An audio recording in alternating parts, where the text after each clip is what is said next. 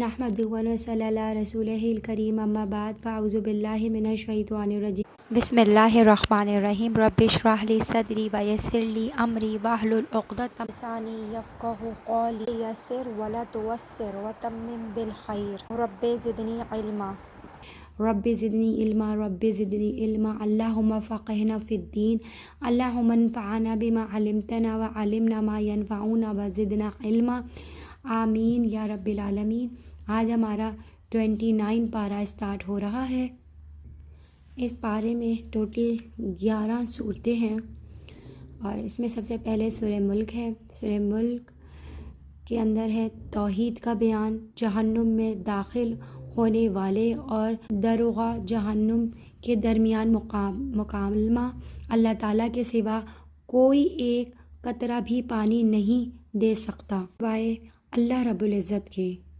اس صورت کی پہلی آیت میں لفظ ملک ہے، اس کے معنی بادشاہت ہے، یعنی اللہ تعالیٰ کی بادشاہت ہے، اسی لیے اس صورت کا نام ملک رکھا گیا ہے۔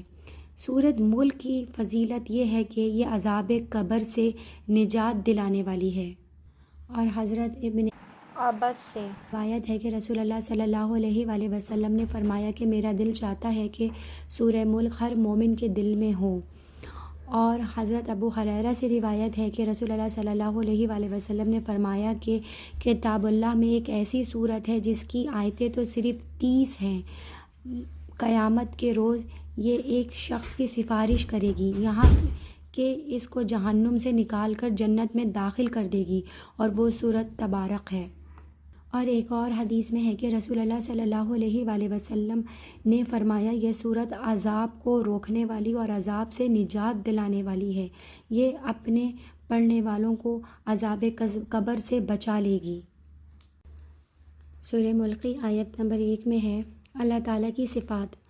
اس آیت میں ہے سورت کے شروع میں اللہ تعالیٰ کی 4 اہم صفات کا ذکر ہے۔ اللہ تعالیٰ کا وجود ہونا، اللہ تعالیٰ کا مالک اور سب سے بالا تر ہونا، آسمان و زمین پر اللہ تعالیٰ کی حکومت کا ہونا اور اللہ تعالیٰ کا ہر چیز پر قادر ہونا۔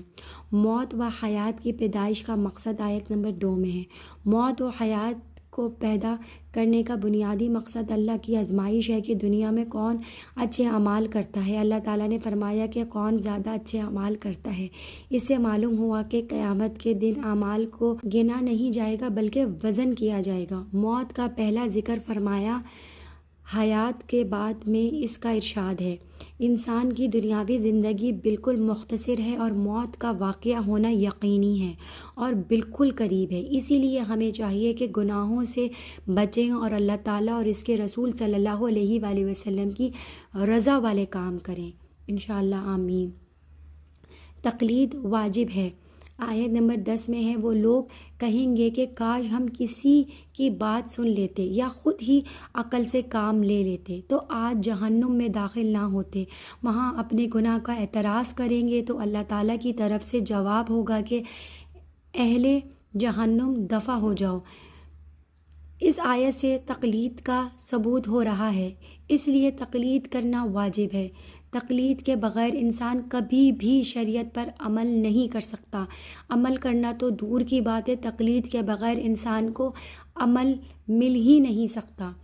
کفار کی حماقت آیت نمبر 27 میں ہے کفار مکہ نبی پاک صلی اللہ علیہ وآلہ وسلم کی مخالفت کی وجہ سے یہ کہا کرتے تھے کہ جب محمد صلی اللہ علیہ وآلہ وسلم فوت ہو جائیں گے تو دین اسلام ختم ہو جائے گا۔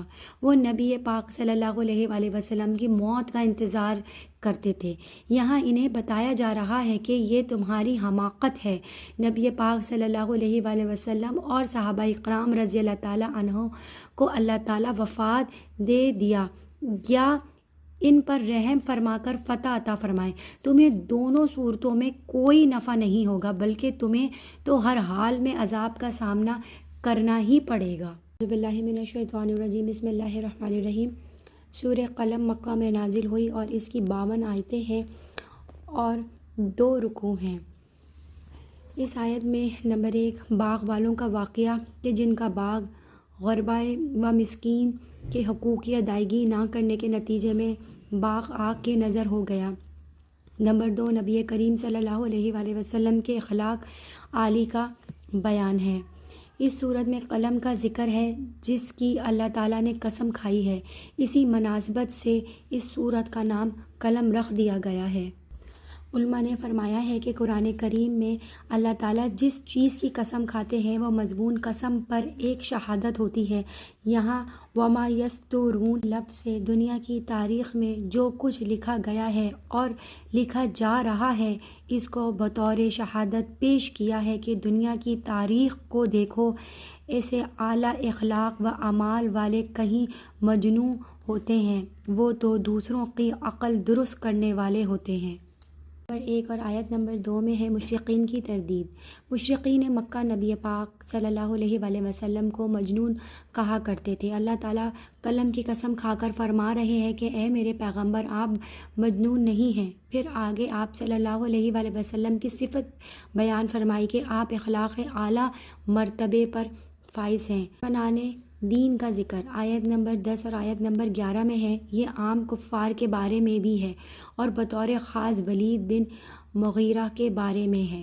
یہاں اس کی 9 اخلاقی برائیاں بیان کی گئی ہیں کہ مثلاً بہت قسمیں کھانے والے، بے وقتاً شخص ہے، تانے دیتا ہے، چغلیاں کھاتا ہے۔ اے میرے پیغمبر اس کی اور اس جیسے دوسرے کفار کی خواہش ہے کہ آپ دین کے معاملے میں ڈھیلے پڑ جائیں، لیکن آپ ان کی باتوں میں نہ آئے گا۔ باغ والوں کا واقعہ آیت نمبر 17 میں ہے۔ کفار کہتے تھے کہ اللہ تعالیٰ ہم سے راضی ہے۔ اس کی دلیل یہ ہے کہ اللہ تعالیٰ نے ہمیں وافر مقدار میں مال عطا فرمایا۔ یہاں باغ والوں کا واقعہ بیان کر کے کفار کو تنبیہ کی گئی ہے کہ کسی کی مال و دولت کا ملنا اس کی عند اللہ محبوبیت کی دلیل نہیں، بلکہ بعض دفعہ مال کا ملنا آزمائش کے لیے ہوتا ہے۔ جس طرح باغ والوں کو اللہ تعالیٰ نے خوب نوازا تھا، لیکن یہی مال ان کی آزمائش کا ذریعہ بن گیا۔ جب وہ نافرمانی اور ناشکری پر اترتے تو اللہ تعالیٰ نے ان کے باغ کو نیست و نابود فرما دیا۔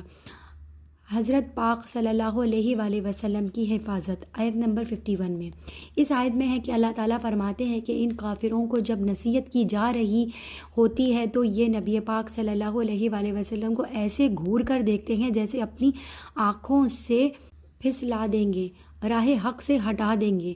اس کا ایک مطلب یہ ہے کہ مکہ میں ایک شخص تھا، اس کی نظر بد لگی تھی۔ اہل مکہ نے کہا کہ محمد صلی اللہ علیہ وآلہ وسلم کو نظر لگواؤ تو اللہ تعالیٰ نے اپنے محبوب کی اس کی حفاظت فرمائی۔ اگر کسی کو نظر بد لگ جائے تو یہ آیت پڑھ کر دم کر دیا جائے، انشاءاللہ تعالیٰ نظر کا اثر ختم ہو جائے گا۔ بسم اللہ الرحمن الرحیم۔ سورہ حاقہ یہ سورت مکہ میں نازل ہوئی اور اس کی 52 آیتیں ہیں اور اس میں 2 رکوع ہیں۔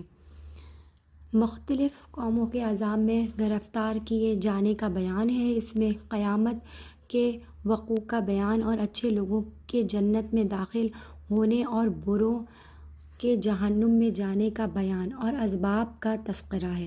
حاقہ قیامت کو کہتے ہیں چونکہ پہلی آیت میں قیامت کا بیان کیا ہے، اسی لیے اس کا نام بھی حاقہ رکھ دیا گیا ہے۔ بسم اللہ الرحمن الرحیم۔ سورہ معراج مکہ میں نازل ہوئی اور اس کی 44 آیتیں اور 2 رکوع ہیں۔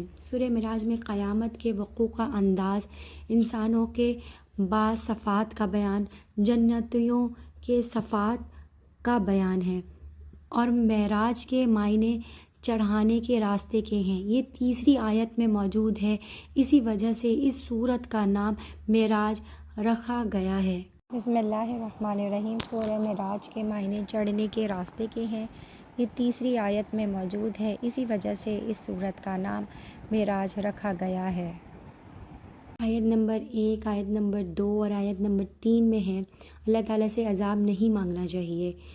اس آیت میں نصر بن حارث کی حماقت کو بیان کیا جا رہا ہے۔ اس نے قرآن کریم کو جھٹلایا اور استہزاء کرنے کے لیے کہا کہ اگر یہ قرآن کریم اور دین اسلام جو محمد صلی اللہ علیہ وآلہ وسلم لائے ہیں برحق اور سچا ہو تو اللہ تعالیٰ ہم پر آسمان سے عذاب نازل کر دے۔ اس کا مقصد استہزاء کرنا تھا۔ اسے جواب دیتے ہوئے فرمایا کہ اللہ تعالیٰ کی پکڑ بہت سخت ہے، اگر اللہ تعالیٰ نے عذاب نازل کر دیا تو پھر اس عذاب کو روکنے والا کوئی نہیں ہوگا۔ قیامت کی ہولناکی، آیت نمبر 8 اور آیت نمبر 9 میں۔ قیامت کے دن آسمان سیاہ ہوں گے اور پہاڑ روئی کی طرح بکھر جائیں گے۔ دوست ایک دوسرے کے آمنے سامنے ہوتے بھی ایک دوسرے کے کچھ کام بھی نہیں آئیں گے۔ ایک وقت مجرمین چاہیں گے کہ کسی بھی طرح مال و فدیہ دے کر چھوٹ جائیں۔ اللہ تعالیٰ فرماتے ہیں کلا، ایسا ہرگز نہیں ہوگا۔ اہل جنت کے صفات، آیت نمبر 22 اور 23 میں ہے۔ گزشتہ آیت میں قیامت کی ہولناکی کا بیان تھا، یہاں اہل جنت کی صفات کو بیان کر کے آخر میں فرمایا کہ یہ لوگ باغات میں عزت کے ساتھ رہیں گے۔ بسم اللہ الرحمن الرحیم۔ سورہ نوح مکہ میں نازل ہوئی اور اس کی 28 آیتیں ہیں اور 2 رکوع ہیں۔ اس صورت میں حضرت نوح علیہ السلام کا ذکر موجود ہے۔ اسی مناسبت سے اس صورت کا نام حضرت نوح علیہ السلام کے نام پر رکھ دیا گیا ہے۔ نمبر 1، نوح علیہ السلام کے طویل تبلیغ اور ان کے طریقِ دعوت کا بیان ہے۔ اس میں نمبر 2، استغفار کے فوائد کے بارش نازل ہوگی، مال میں اضافہ ہوگا، نرینہ اولاد ملے گی، باغات اور نہریں حاصل ہوں گی۔ نمبر 3، وَد، سُوَاع، یغوث، یعوق، نصر کا بیان کہ نوح علیہ السلام کی قوم نے کہا کہ ہم انہیں نہیں چھوڑ سکتے۔ آیت نمبر 1 میں ہے حضرت نوح علیہ السلام کی رسالت اور قوم کی دعوت۔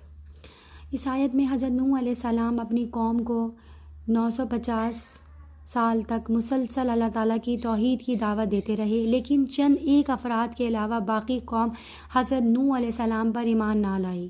4 بت ود، سواع، یغوث، یعوق، نصر کی پوجا کرتی رہی۔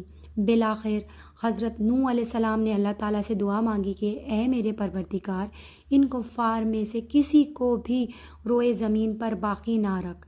دعا قبول ہوئی اور عذاب آیا جس سے تمام کفار غرق ہو گئے۔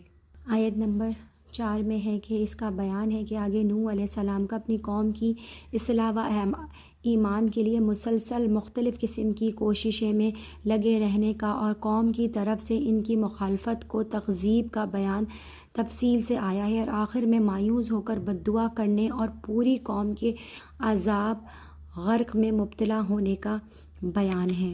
اور آیت نمبر 11 میں ہے کہ اس سے اکثر علماء نے استدلال کیا ہے کہ گناہوں سے توبہ و استغفار سے اللہ تعالیٰ بارش حسب موقع برسا دیتا ہے، قحط نہیں پڑنے دیتا، اور مال و اولاد میں استغفار سے برکت ہوتی ہے۔ کہیں کسی حکمت الہی کے تقاضے سے اس کے خلاف بھی ہوتا ہے کہ مگر عادتاً اللہ عام لوگوں کے ساتھ یہی ہے کہ توبہ و استغفار اور ترک معصیت سے دنیا کی بلائیں بھی ٹل جاتی ہیں۔ روایت حدیث سے بھی اس کی تائید ہوتی ہے۔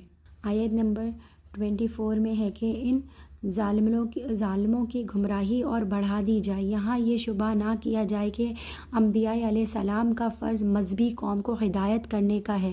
نوح علیہ السلام نے ان کی گمراہی کی بددعا کیسے کی؟ کیونکہ حقیقت یہ ہے کہ نوح علیہ السلام کو اللہ تعالیٰ نے ان کی تو خبر دی تھی کہ اب ان میں کوئی مسلمان نہیں ہوگا، اس لیے ان کا گمراہی اور کفر پر ماننا تو یقینی تھا۔ نوح علیہ السلام نے ان کی گمراہی بڑھا دینے کی دعا اس لیے فرمائی کہ جلد ان کا پیمانہ لبریز ہو جائے اور ہلاک کر دیے جائیں۔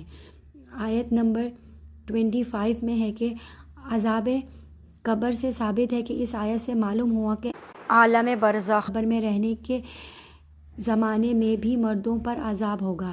اس سے یہ بھی ظاہر ہے کہ جب قبر میں بد عمل کو عذاب ہوگا تو نیک عمل والوں کو ثواب اور نعمت بھی ملے گی۔ احادیث کے صحیح متواتر میں قبر کے اندر عذاب اور ثواب ہونے کا بیان اس کثرت اور وضاحت سے آیا ہے کہ انکار نہیں کیا جا سکتا، اس لیے اس پر امت کا اجماع اور اس کا اقرار اہل سنت و جماعت کی علامت ہے۔ بسم اللہ الرحمن الرحیم۔ سورہ جن مکہ میں نازل ہوئی اور اس کی 28 آیتیں ہیں اور 2 رکوع ہیں۔ اس کی تفسیر یہ ہے کہ واقعہ اول رسول اللہ صلی اللہ علیہ وآلہ وسلم کی بعثت سے پہلے شیطان آسمان تک پہنچ کر فرشتوں کی باتیں سنتے تھے۔ آپ صلی اللہ علیہ وآلہ وسلم کی بعثت کے بعد ان کو شہاب ثاقب کے ذریعے اس سننے سے روک دیا گیا، اور اسی حادثے کی تحقیق کے ضمن میں یہ جنات آپ صلی اللہ علیہ وآلہ وسلم تک پہنچے، جیسے کہ سورہ احقاف میں گزرا ہے۔ واقعہ نمبر 2 ہے، زمانے جاہلیت میں عادت تھی کہ جب کسی جنگل یا وادی میں دوران سفر قیام کی نوبت آتی تو اس اعتقاد سے کہ جنات کے سردار ہماری حفاظت کریں گے، یہ الفاظ کہا کرتے تھے: میں اس جنگل کے سردار کی پناہ لیتا ہوں اس کی قوم کے بے وقوف شریر لوگوں سے۔ واقعہ تیسرا ہے، مکہ مکرمہ میں آپ کی بددعا سے قحط پڑا تھا اور کئی سال تک رہا۔ واقعہ 4 ہے، جب آپ صلی اللہ علیہ وآلہ وسلم نے دعوت اسلام شروع کی تو کفار مخالفین کا آپ صلی اللہ علیہ وسلم کے خلاف ہجوم ہوا، اور کچھ جنات نے نبی پاک صلی اللہ علیہ وآلہ وسلم کی مبارک زبان سے قرآن سنا تھا، اور اس صورت میں اس کا ذکر ہے کہ اس لیے اس صورت کا نام بھی جن رکھ دیا گیا ہے۔ آیت نمبر 1، جنات کے قرآن کریم سننے کا واقعہ۔ جنات و شیطان نبی کریم صلی اللہ علیہ وآلہ وسلم کی بعثت سے قبل آسمان کی طرف جا کر وہاں سے کچھ باتیں سن کر آتے تھے۔ جب آپ صلی اللہ علیہ وسلم کی بعثت ہوئی تو جنات کو اوپر جاتے وقت شہاب ثاقب پڑھتے۔ انہوں نے اپنی کچھ حماقتیں تشکیل دیں تاکہ معلوم کریں کہ ایسا کیوں ہو رہا ہے۔ جب نبی کریم صلی اللہ علیہ وآلہ وسلم طائف سے واپس تشریف لاتے ہوئے مقام نخلا پر فجر کی نماز میں تلاوت فرما رہے تھے تو جنوں کی ایک جماعت وہاں سے گزری۔ وہ نبی پاک صلی اللہ علیہ وآلہ وسلم کی مبارک زبان سے قرآن کریم سن کر ایمان لے آئے۔ پھر اپنی قوم میں جا کر تبلیغ کی تو جنات کی کئی وفود نبی کریم صلی اللہ علیہ وآلہ وسلم کی خدمت میں تشریف لا کر اسلام لائے۔ نبی پاک صلی اللہ علیہ وآلہ وسلم صرف انسانوں کے نبی نہیں بلکہ جنات اور تمام مخلوق کے بھی نبی ہیں۔ آیت نمبر 8 میں ہے، اور یہ کہ مسجدیں اللہ کی یاد کے واسطے ہیں، سو مت پکارو اللہ کے ساتھ کسی کو۔ یہاں اس کے معروف و مشہور معنی بھی لیے جا سکتے ہیں، یعنی وہ عبادت گاہ جو نماز کے لیے وقف کی جاتی ہے اور مسجد کہلاتی ہے۔ اس صورت میں معنی آیت کے یہ ہوں گے کہ جب سب مسجد صرف اللہ کی عبادت کے لیے بنائی گئی ہیں تو تم مسجدوں میں جا کر اللہ کے سوا کسی اور کو مدد کے لیے نہ پکارو۔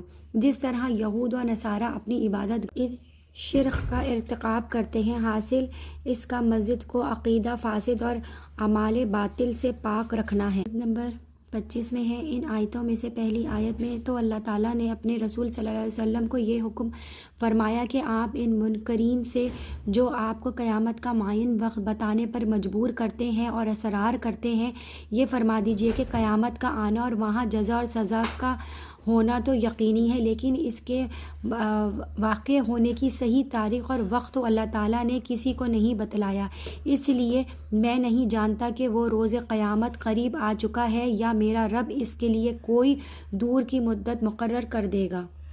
آیت نمبر 26 میں ہے، علم غیب اللہ تعالیٰ کی ایک خاص صفت ہے جس میں کوئی اور شریک نہیں، البتہ اللہ تعالیٰ اپنے پیغمبروں میں سے جسے غیب کی خبروں کے لیے پسند کرتا ہے تو اسے بھی غیب کی خبروں پر مطلع کر دیتا ہے۔ آیت نمبر 27 میں ہے، علم غیب اور غیبی خبروں میں فرق، مگر جو پسند کر لیا کسی رسول کو تو وہ چلاتا ہے اس کے آگے اور پیچھے چوکیدار۔ اس میں یہ ہے کہ جاہل عوام جو ان دونوں باتوں میں فرق نہیں کرتے، جب ان کے سامنے کہا جاتا ہے کہ رسول اللہ صلی اللہ علیہ وآلہ وسلم عالم الغیب نہیں، وہ اس کا یہ مطلب سمجھتے ہیں کہ اللہ کو معاذ اللہ کسی غیب کی چیز کی خبر نہیں جس کا دنیا میں کوئی قائل نہیں اور نہ ہو سکتا ہے، کیونکہ ایسا ہونے سے تو خود نبوت و رسالت کی نفی ہو جاتی ہے جس کا کسی مومن سے انکار نہیں۔ اس کو ایسے سمجھیں کہ اگر کوئی شخص اپنا خفیہ راز کسی اپنے دوست کو بتلا دے جو اور کسی کے علم میں نہ ہو تو اس سے دنیا میں کوئی بھی اس دوست کو عالم غیب نہیں کہہ سکتا۔ اسی طرح انبیاء علیہ السلام کو ہزاروں غیب کی چیزوں کا بظاہر وحی بتلا دینا ان کو عالم الغیب نہیں بنا دیتا، خوب سمجھ لیا جائے۔ جی بسم اللہ الرحمن الرحیم۔ سورہ مزمل مکہ میں نازل ہوئی اور اس کی 22 آیتیں ہیں اور 2 رکوع ہیں۔ مزمل کا معنی ہے چادر میں لپیٹنے والا۔ چونکہ نبی پاک صلی اللہ علیہ وآلہ وسلم پر جب وحی آئی تو آپ چادر میں لپٹے گئے، اسی لیے اس سورت کا نام مزمل ہے۔ اور نبی کریم صلی اللہ علیہ وآلہ وسلم کی عبادت کا حال بیان کیا گیا ہے کہ آپ پوری رات عبادت کرتے تھے، چونکہ آپ پابندی لگائی گئی کہ پوری رات عبادت نہ کریں۔ اس کے علاوہ امت مسلمہ کو رات کے وقت عبادت کرنے کے فائدے بتائے گئے کہ اس سے نفس کو قابو کرنے میں آسانی ہو جاتی ہے، سحری میں عبادت بھی خوب ہوتی ہے۔ نمبر 2، قرآن مجید میں سے جو آسان ہو اسے پڑھنے کا حکم دیا گیا ہے، نماز قائم کرنے کا، زکوٰۃ ادا کرنے اور قرض حسنہ کا حکم دیا ہے۔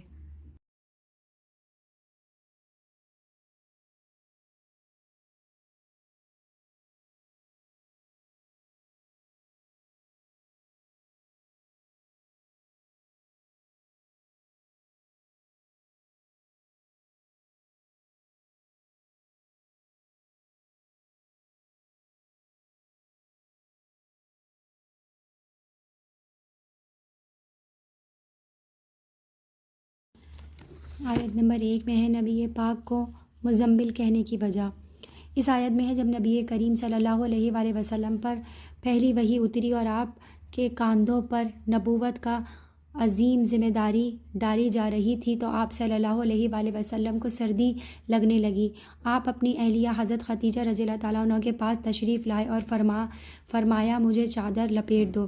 اللہ تعالیٰ نے اپنی محبت کا اظہار کرتے ہوئے فرمایا اے چادر میں لپیٹنے والے۔ آیت نمبر 2 اور 3 میں ہے تہجد کی فرضیت۔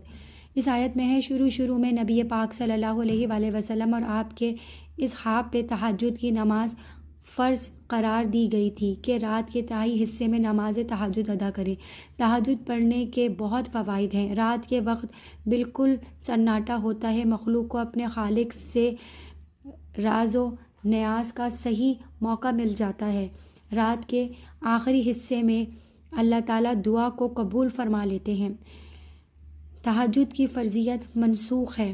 آیت نمبر 20 میں ہے تقریباً 1 سال بعد اس آیت میں اللہ تعالیٰ نے آسانی کے لیے تہجد کی فرضیت کو منسوخ قرار دے دیا۔ اس آیت کے آخر میں 4 چیزوں کا حکم دیا گیا ہے: نماز کی پابندی کرنا، زکوٰۃ ادا کرنا، صدقہ دینا اور اللہ تعالیٰ سے اپنے گناہوں کی معافی مانگنا۔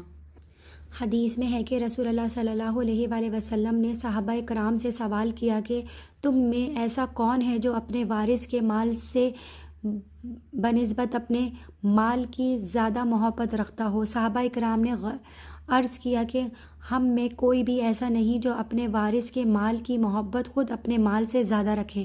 آپ نے فرمایا سوچ سمجھ کر بات کرو۔ صحابہ نے عرض کیا کہ میں تو اس کے سوا کوئی دوسری صورت معلوم نہیں۔ آپ نے فرمایا جب یہ بات ہے تو سمجھ لو کہ تمہارا مال وہ ہے جو تم نے اپنے ہاتھ سے اللہ کی راہ میں خرچ کر دیا، اور جو رہ گیا وہ تمہارا مال نہیں بلکہ تمہارے وارث کا مال ہے۔ ابن کثیر۔ تمت سورہ مزمل بحمد للہ۔ اعوذ باللہ من الشیطان الرجیم، بسم اللہ الرحمن الرحیم۔ سورہ مدثر مکہ میں نازل ہوئی اور اس کی 56 آیتیں ہیں اور اس میں 2 رکوع ہیں۔ نبی کریم صلی اللہ علیہ وآلہ وسلم کو حکم دیا گیا کہ آپ تبلیغ کے لیے اٹھ کھڑے ہوں اور اپنے رب کی کبریائی بیان کریں۔ نمبر 2، نبی کریم صلی اللہ علیہ وآلہ وسلم کی پیروی سے انکار کرنے والے جہنم کا ایندھن بنیں گے، اور پھر جہنم کی بعض صفات کا بیان ہے اس میں۔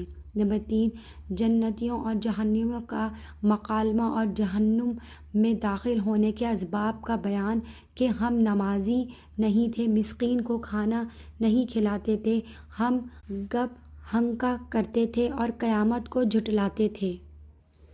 مدثر کے وہی معنی ہیں جو مزمل کا تھا، یعنی چادر میں لپیٹنے والی۔ آیت نمبر 1 اور آیت نمبر 4 تک ہے فرائض خاتم النبیین صلی اللہ علیہ وآلہ وسلم۔ اس آیت میں ہے کہ اللہ تعالیٰ نے محبت کا اظہار کر کے فرمایا اے چادر میں لپیٹنے والے، اٹھیں اور لوگوں کو ڈرائیں، اپنے پروردگار کی تکبیر کہیں اپنے کپڑوں کو پاک رکھیں، گندگی سے کنارہ کیجیے۔ نبی پاک صلی اللہ علیہ وآلہ وسلم کی دو مشہور صفاتیں نذیر اور بشیر ہیں۔ یہاں صرف نذیر کا ذکر کیا گیا، اس کی وجہ یہ ہے کہ یہ بالکل ابتدائی زمانہ تھا، مسلمان تعداد میں کم تھے جبکہ کفار بہت زیادہ تھے، اس لیے صرف صفت نذر کا ذکر کیا۔ یہاں گندگی سے مراد بتوں کی گندگی ہے کہ ان سے اپنے آپ کو بچائیں۔ آیت نمبر 6 میں ہے، یہاں پہ 5واں حکم ہے کہ یعنی کسی شخص پر احسان اس نیت سے نہ کیجیے کہ جو کچھ اس کو دیا ہے اس سے زیادہ وصول ہو جائے گا۔ اس سے معلوم ہوا کہ کسی شخص کو ہدیہ تحفہ اس نیت سے دینا کہ وہ اس کے موازنہ میں اس سے زیادہ دے گا، یہ غلط ہے اور مکروہ ہے۔ قرآن کی دوسری آیت سے اگرچہ اس کا جواز عام لوگوں کے لیے معلوم ہوتا ہے مگر وہ کراہت سے خالی نہیں اور شریفانہ اخلاق کے منافی ہے، خصوصاً رسول اللہ صلی اللہ علیہ وآلہ وسلم کے لیے تو اس کو حرام قرار دیا گیا۔ قال ابن عباس۔ آیت نمبر 30 میں اور 31 میں ہے، کفار کی آزمائش۔ جہنم کے نگران فرشتوں کی تعداد بتائی۔ اس تعداد کے بتانے میں کفار کا امتحان ہے کہ وہ اس کو مانتے ہیں یا اس کا مذاق اڑاتے ہیں۔ بجائے ماننے کے ان میں سے ایک نے کہا 17 سے تو میں نمٹ لوں گا، باقی 2 کو تم سنبھال لینا۔ انہیں جواب دیا گیا کہ یہ فرشتے ہیں جن کا تم مقابلہ نہیں کر سکو گے۔ جہنم میں جانے کی وجہ۔ آیت نمبر 42 اور 43 میں ہے، جب اہل جنت جنت میں چلے جائیں گے تو مجرمین اہل جہنم سے پوچھیں گے کہ تمہیں کس چیز نے جہنم میں داخل کر دیا؟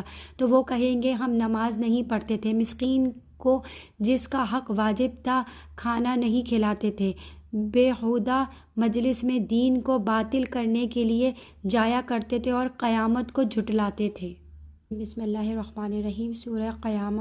سورہ قیامہ مکہ میں نازل ہوئی اور اس کی 44 آیتیں اور 2 رکوع ہیں۔ جب قیامت قائم ہوگی انسان حیران ہوگا اور کہے گا عین المفر، کہاں بھاگ جاؤ گے؟ وہاں نہ کوئی بھاگ سکتا ہے اور نہ تو رب کی پکڑ سے بچ سکتا ہے۔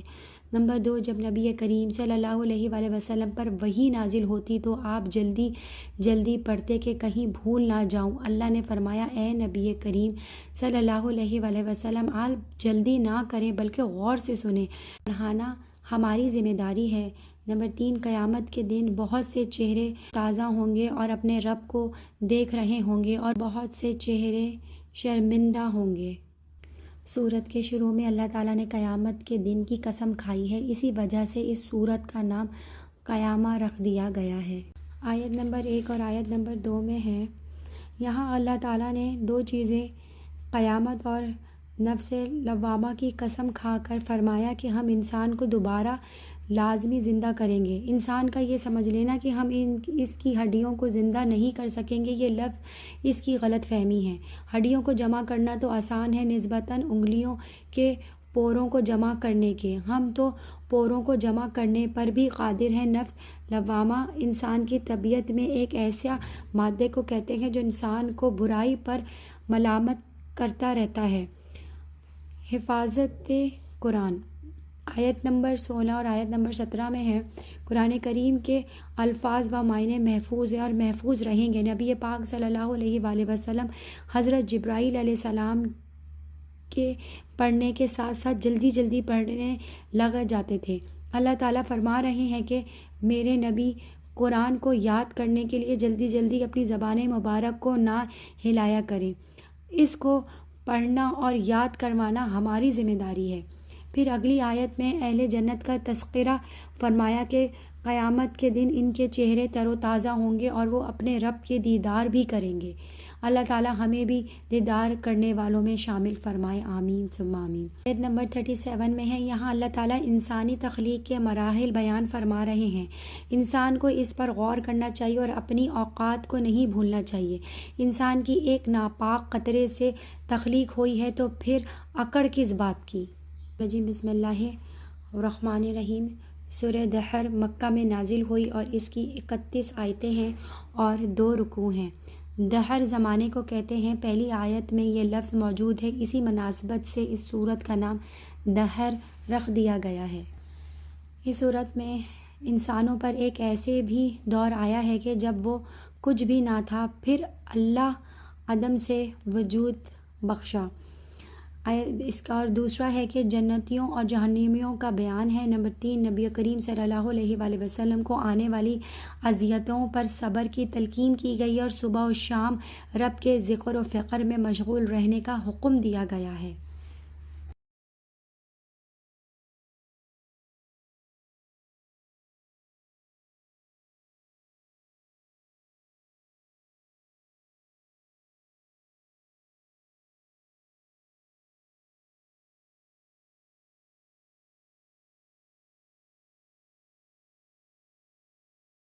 آیت نمبر 1 اور آیت نمبر 2 میں ہے انسانی تخلیق کا مقصد۔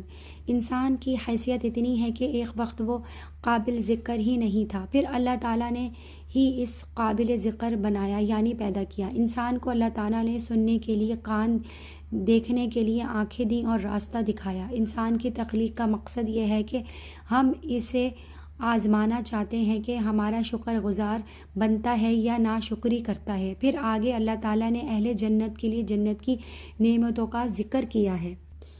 آیت نمبر 7 میں ہے کہ اس کے اندر بتایا گیا ہے کہ یہ لوگ جس کام کی اللہ کے لیے نظر منت مان لیتے ہیں اس کو پورا کرتے ہیں۔ نظر سے لفظی معنی یہ ہے کہ آپ اپنے اوپر کوئی ایسا کام واجب کر لیں جو شریعت سے آپ کے ذمے واجب نہیں ہے۔ ایسی نظر کو پورا کرنا شرعاً واجب ہوتا ہے، جس کی کچھ تفصیل آگے آتی ہے۔ یہاں اہل جنت کے جزائے عظیم اور ایمانت کا سبب الفائے نظر کو قرار دیا ہے۔ اس میں اشارہ اس کی طرف ہے کہ یہ لوگ جب اپنی طرف واجب کردہ چیز کی ادائیگی کا اہتمام کرتے ہیں تو جو فرائض و واجبات ان کے اختیار سے نہیں بلکہ اللہ تعالیٰ کی طرف سے ان پر لازم کیے گئے ہیں، ان کا اہتمام درجہ اول کرتے ہیں۔ اس طرح لفظ اعفائے نظر میں در حقیقت تمام واجبات شرعیہ اور فرائض کی ادائیگی شامل ہوگی اور انعامات جنت کا سبب مکمل تمام فرائض کو ادا کرنا ہوگا۔ بہرحال اس جملے سے اہمیت ثابت ہوا۔ مسئلہ نظر منت کے منعقد ہونے کے لیے چند شرائط ہیں۔ اول یہ کہ جس کام کی نظر مانی جائے وہ جائز و حلال ہو، معصیت نہ ہو۔ اگر کسی نے کسی گناہ اور ناجائز کام کی نظر مان لی تو اس پر لازم ہے کہ وہ ناجائز کام نہ کرے، اپنی قسم کو توڑ دے اور قسم کا کفارہ ادا کرے۔ اور دوسری شرط یہ ہے کہ وہ اللہ کی طرف سے واجب نہ ہو۔ اس لیے اگر کوئی شخص نماز فرض یا وتر واجب کی نظر مان لے تو یہ نظر لغو ہوگی، وہ فرض یا واجب پہلے ہی سے اس پر واجب ہے۔ نمبر 8 میں ہے کہ اہل جنت کے یہ انعامات اس سبب سے بھی ہے کہ وہ دنیا میں مسکینوں، یتیموں اور قیدیوں کو کھانا کھلاتے تھے۔ اعلی حب میں حرف اعلیٰ معنی ہے، مطلب یہ ہے کہ یہ لوگ ایسی حالت میں بھی غریبوں کو کھانا کھلاتے جبکہ وہ کھانا خود اپنے لیے بھی ان کو محبوب اور پسند ہے۔ یہ نہیں کہ اپنے سے زائد فالتو کھانا غریبوں کو دیں۔ مسکین اور یتیم کو کھانا کھلانے کا عبادت و ثواب ہونا تو ظاہر ہے۔ قیدی سے مراد ظاہر ہے کہ وہ قیدی ہیں جس کو اصول شریعہ کے مطابق قید میں رکھا گیا ہے، خواہ وہ کافر ہو یا مسلمان، مجرم ہے، مگر بہرحال اس کا کھانا کھلانا حکومت اسلامی کی ذمہ داری ہے۔ جو شخص اس کو کھانا کھلاتا ہے وہ گویا حکومت اور بیت المال کی عنایت کرتا ہے۔ اس لیے قیدی چاہے کافر بھی ہو، اس کو کھانا ثواب ہے۔ خصوصاً ابتدائی اسلام میں تو قیدیوں کا کھانا پینا اور ان کی حفاظت عام مسلمانوں میں تقسیم کر کے ان کی ذمہ داری دی جاتی تھی، جیسے غزوہ بدر کے قیدیوں کے ساتھ معاملہ کیا گیا۔ نمبر 16 میں ہے قواریرہ۔ دنیا میں چاندی کا برتن کشیف ہوتا ہے، آئینے کی طرح نہیں ہو سکتا، اور جو کان سے تیار کیا جاتا ہے وہ چاندی نہیں ہو سکتا۔ ان دونوں میں تضاد ہے، مگر یہ جنت کی خصوصیت ہے کہ وہاں کی چاندی آئینے کی طرح شفاف ہوگی۔ آیت نمبر 17 میں زنجبیل کے معروف معنی سونٹ کے ہیں اور عرب لوگ شراب میں اس کے آمیزہ میں پسند کرتے تھے، اس لیے اس کو جنت میں بھی اختیار کیا گیا۔ اور بعض حضرات نے فرمایا کہ جنت کی نعمتوں اور دنیا کی چیزوں میں نام کے شراب کے سوا کوئی چیز مشترک نہیں، اس لیے وہاں زنجبیل کو یہاں کی زنجبیل پر قیاس نہیں کیا جا سکتا۔ آیت نمبر 39 میں ہے قرآن کریم نصیحت ہے۔ قرآن کریم کو اللہ تعالیٰ نے نصیحت بنایا ہے، لیکن اس سے فائدہ اور حیات ان کو ملے گی جنہیں اللہ تعالیٰ چاہے گا۔ اس کا مطلب یہ ہے کہ انسان کوشش کرے، محنت کرے، ارادہ کرے تو پھر اللہ تعالیٰ اس کو ہدایت دیتا ہے۔ ایک بندہ ارادہ بھی نہیں کرتا تو ایسا شخص قرآن کریم سے استفادہ نہیں کر سکتا۔ تمت سورہ قیامہ بحمد للہ۔ بسم اللہ الرحمن الرحیم۔ سورہ مرسلات مکہ میں نازل ہوئی اور اس کی 50 آیتیں ہیں اور 2 رکوع ہیں۔ مرسلات کے معنی ہیں ہواؤں کا چلنا۔ سورت کے شروع میں ہی اللہ تعالیٰ نے ہواؤں کے چلنے کی قسم کھائی ہے، اسی وجہ سے اس کا نام بھی مرسلات ہے، اور اس میں قیامت کا بیان اور اس کے وقوع کے وقت آسمان، پہاڑ اور ستاروں کی کیا حالت ہوگی اس کا نقشہ کھینچا گیا ہے۔ نمبر 2، قیامت کے وقوع، مجرموں کو دبوچ لیے جانے، انسان کی پیدائش، زمین کا بنایا جانا، اس میں مضبوط پہاڑوں کا رکھنا، اور پھر جہنم کے شعلوں کا بیان، کافروں اور مشرکوں کا قیامت کے دن نہ بولنا، اور ان کے علاوہ اور بہت سی چیزوں کا تذکرہ کرتے ہوئے بار بار یہ کہا گیا ان واضح چیزوں کے جھٹلانے والوں کے لیے تباہی ہے، اور یہ بات تقریباً 10 مرتبہ دہرائی گئی ہے،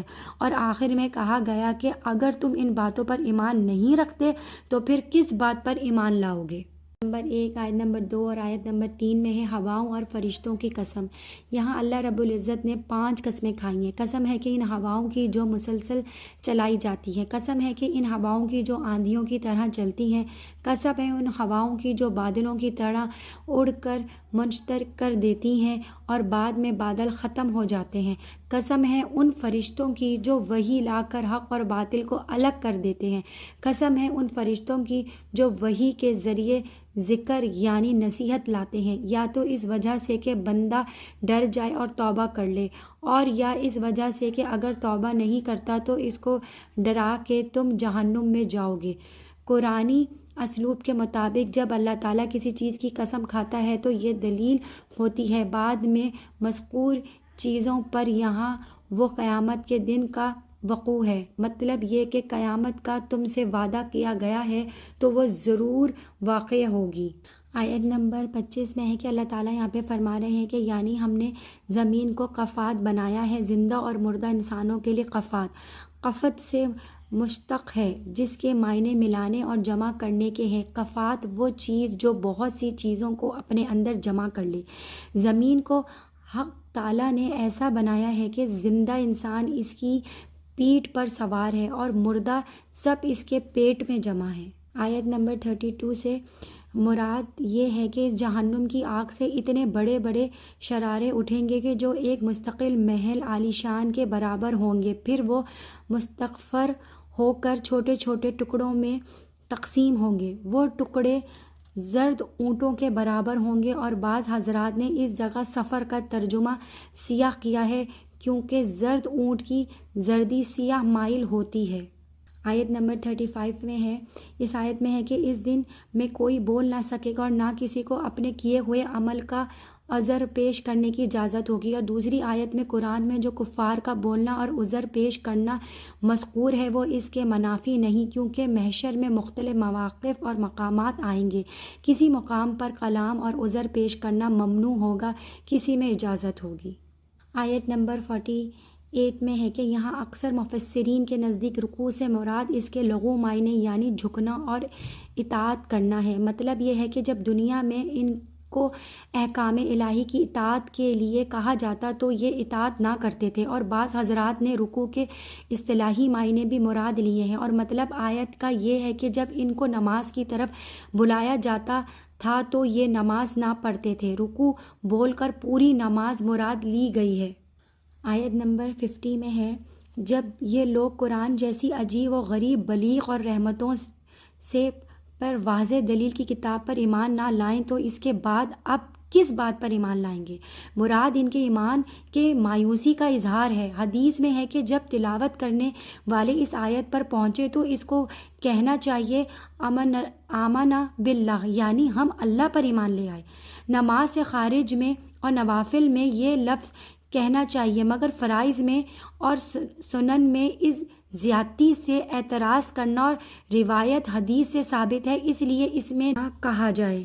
واللہ عالم۔ تمت سورہ مرسلات۔ بحمد للہ۔